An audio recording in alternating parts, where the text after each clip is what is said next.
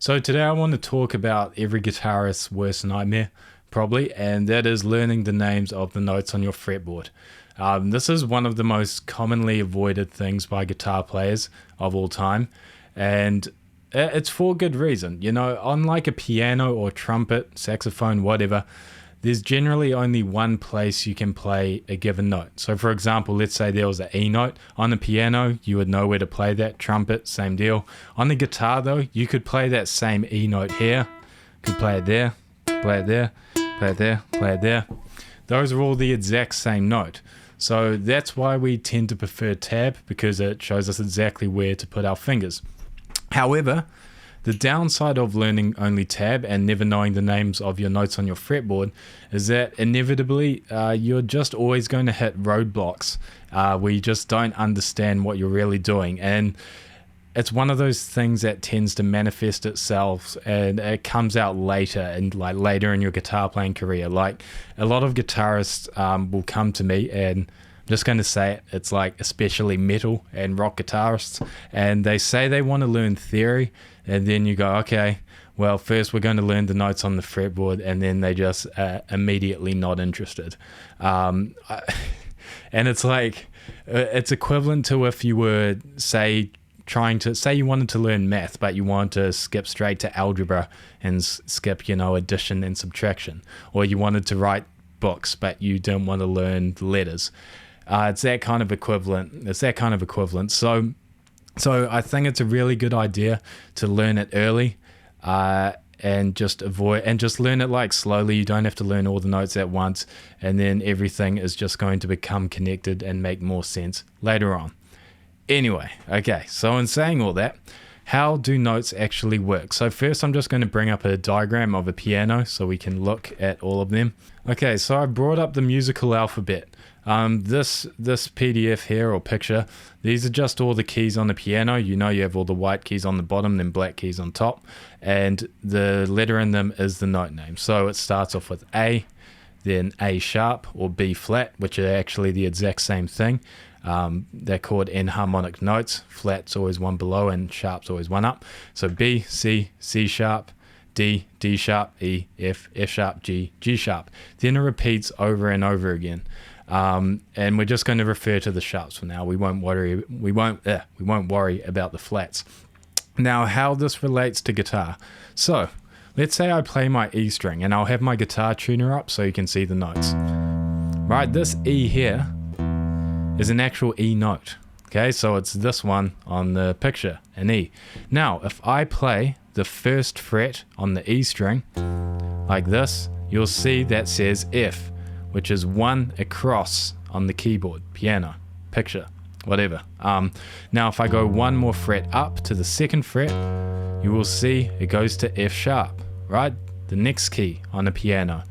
Then I go one more up, it's G, right? Then I go one more up, G sharp, right? Then I go one more up, and like I said, it repeats. We go to a A, right? So you see what's going on here? Each fret we go up, it's going what's called a semitone, or one note across on the piano.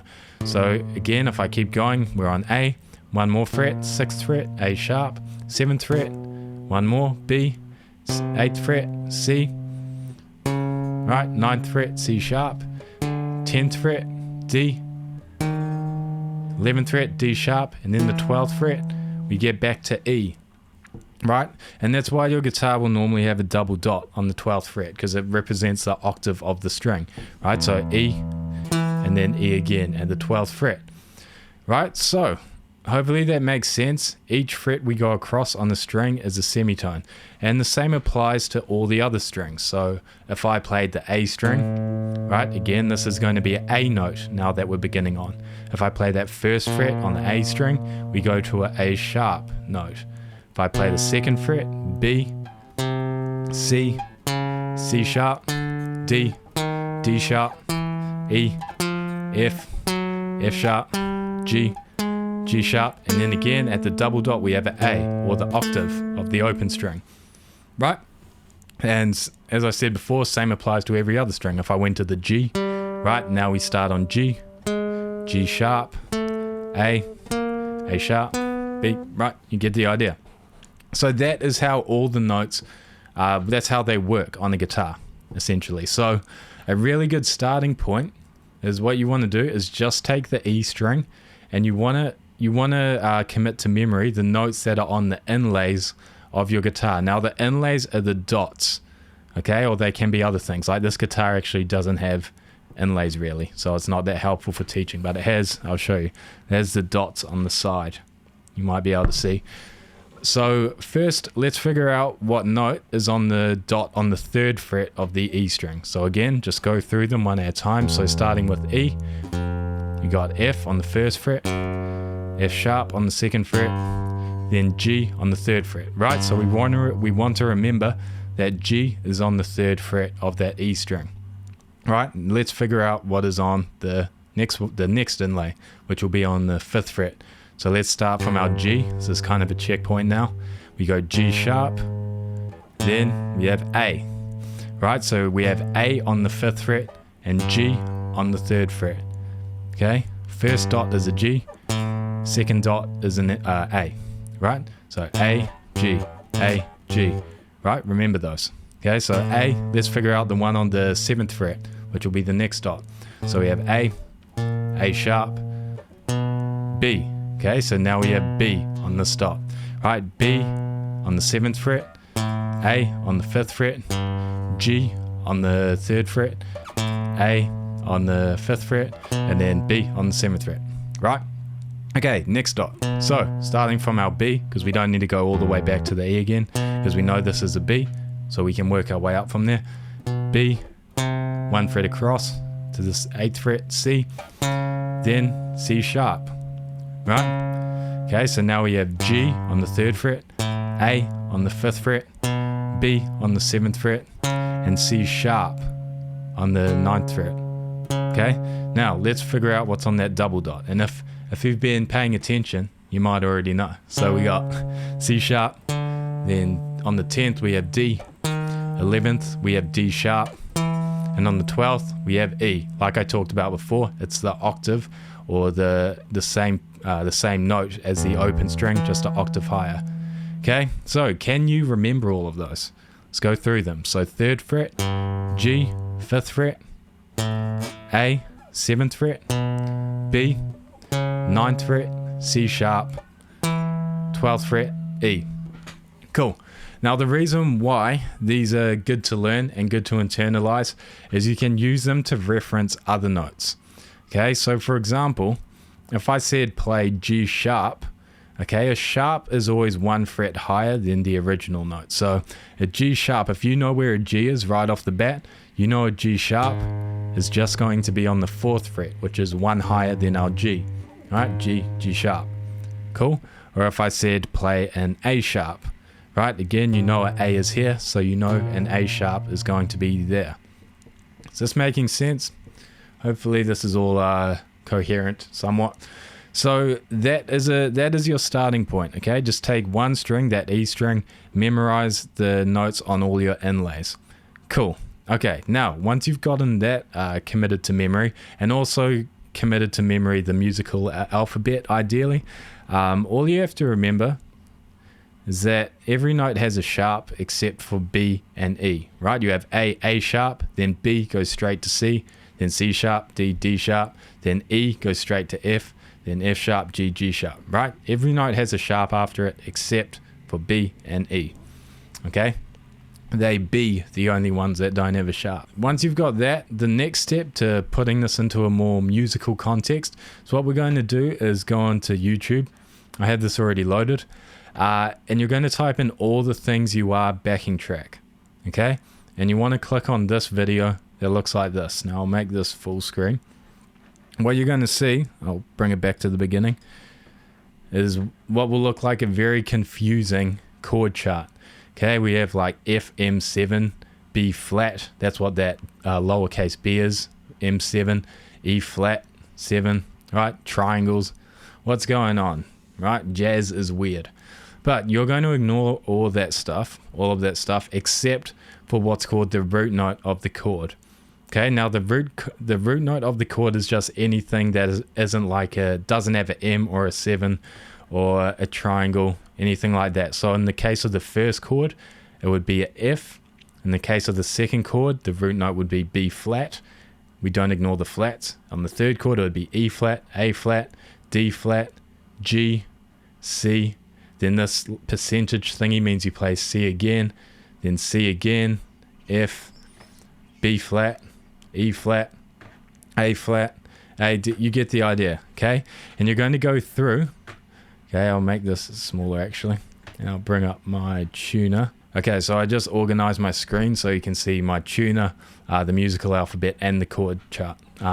So we got F, then B flat, which is the same as A sharp, then E flat, right, which is the same as D sharp, and then A flat, then D flat, right, same as C sharp, G, and then C. Right, and you'll have to go through this really slowly. I know I'm kind of whizzing through it. All right, then C again, F, B flat, E flat.